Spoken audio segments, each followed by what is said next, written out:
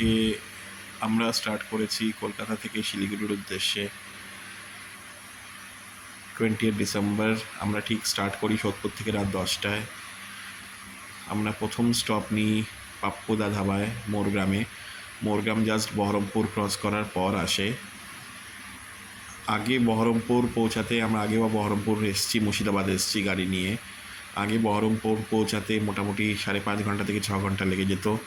সেই বহরমপুর আমরা অলমোস্ট 3.5 ঘন্টায় কভার করেছি, যদিও রাত্রিরে ছিল বলে ট্রাফিক কিছুটা কম ছিল, বাট স্টিল রাস্তা এতটাই ভালো হয়ে গেছে। বিশেষ করে এখনও অবধি আমাদের কল্যাণী এক্সপ্রেসওয়ে প্লাস কৃষ্ণনগর অবধি যে স্ট্রেচটা, এটা কমপ্লিটলি নতুন স্ট্রেচ। তো আমরা পাপ্পুদা ধাবায় এসে হালকা কিছু স্ন্যাক্স খাই, ফিশ ফিঙ্গার, চিকেন পকোড়া। তারপরে আবার স্টার্ট করি অ্যারাউন্ড 2টো নাগাদ। রাস্তা খুব ভালো এই মুহূর্তে কলকাতা থেকে শিলিগুড়ি। প্রতিকটা বাইপাসই প্রায় চালু হয়ে গেছে, যেরকম Raiganj bypass, Malda bypass, Islampur bypass. Baharampur বাইপাসটা কিছুটা কাজ বাকি আছে, সেখানে সামান্য কিছুটা রাস্তা, যেরকম 5 থেকে 7 কিলোমিটার রাস্তা সিঙ্গেল রোড। তাছাড়া মোটামুটি প্রতিকটা বাইপাস রেডি। আমরা রাত 10টা নাগাদ ডিনার করেই স্টার্ট করেছিলাম। পাপ্পুদা ধাবা যেরকম মোরগ্রামে 24/7 খোলা থাকে, বাট এরপর যে ধাবাগুলো আছে যেরকম পরদেশি ধাবা মালদা ক্রস করার পরে, সেটা রাত 1টায় বন্ধ হয়ে যায়। তো বেটার ডিনার করে বেরোনো। কেউ যদি 10টার পর বা 11টা নাগাদ স্টার্ট করছেন কলকাতা থেকে, অপশান অবশ্যই আছে। কৃষ্ণনগরে শঙ্কর মিষ্টান্ন ভাণ্ডারে ডিনার করতে পারেন, যেখানে সব ভলভোগুলো দাঁড়ায়। বাট মাদার সাইড অপোজিট সাইডে পড়ে।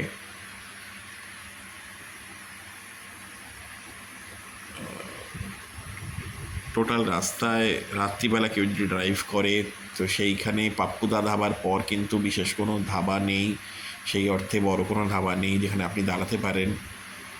সবই মোটামুটি বন্ধ। ফারাক্কা ক্রস করার পরে, ফারাক্কা ব্যারেজ ক্রস করার পরে 1-2 ছোট ছোট হোটেল খোলা থাকে, যারা 24/7 খোলা থাকে, বাট তাছাড়া কিন্তু বিশেষ কোনো অপশান নেই।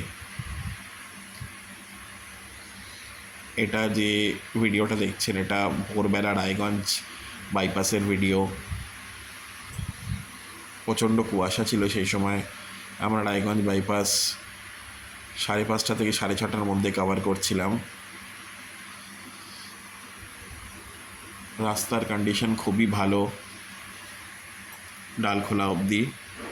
ডালখোলা থেকে বাগডোগরার যে স্ট্রেচটা আছে, যেটা NH-27 বলে, সেখানে রাস্তা কিছুটা খারাপ, কিছুটা বলতে বেশ কিছুটা খারাপ, অ্যারাউন্ড 70-80 কিলোমিটার।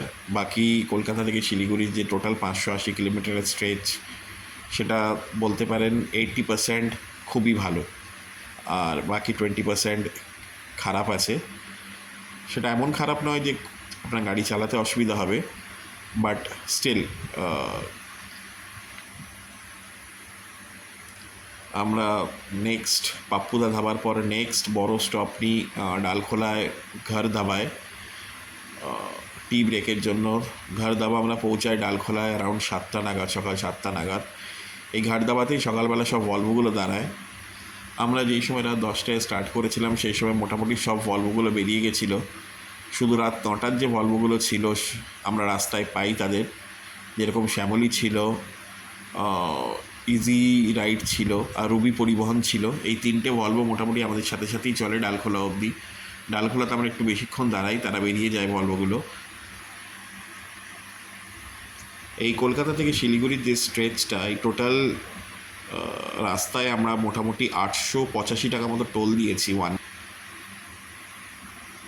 শিলিগুড়ি থেকে কলকাতার যে রাস্তা, সেই রাস্তায় কিন্তু যে বাগডোগরা থেকে ডালখোলা যে স্ট্রেচটা, সেই রাস্তাটা কিন্তু অতটা খারাপ নয়, সেই রাস্তাটা কম্পারেটিভলি ভালো।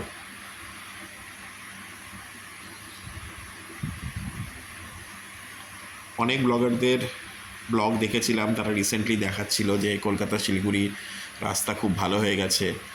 আগে কলকাতা শিলিগুড়ি মোটামুটি 16 থেকে 17 ঘন্টা লাগতো, আমাদের কিন্তু তা লাগেনি, যেহেতু আমরা রাত্রিবেলা রওনা হয়েছিলাম। এখন রাস্তাও খুব ভালো হয়ে গেছে বলে আমরা রাত 10টায় স্টার্ট করে আমরা ডট 10টাতে ঠিক আবার নেক্সট দিন মর্নিং 10টাতে আমরা শিলিগুড়িতে পৌঁছাই আমাদের হোটেলে সালুজা রেসিডেন্সিতে।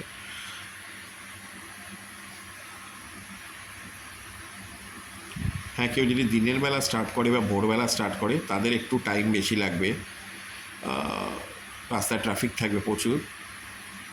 রাত্রিবেলা আমরা কিন্তু সেই অর্থে খুব একটা বেশি ট্রাফিক পাইনি।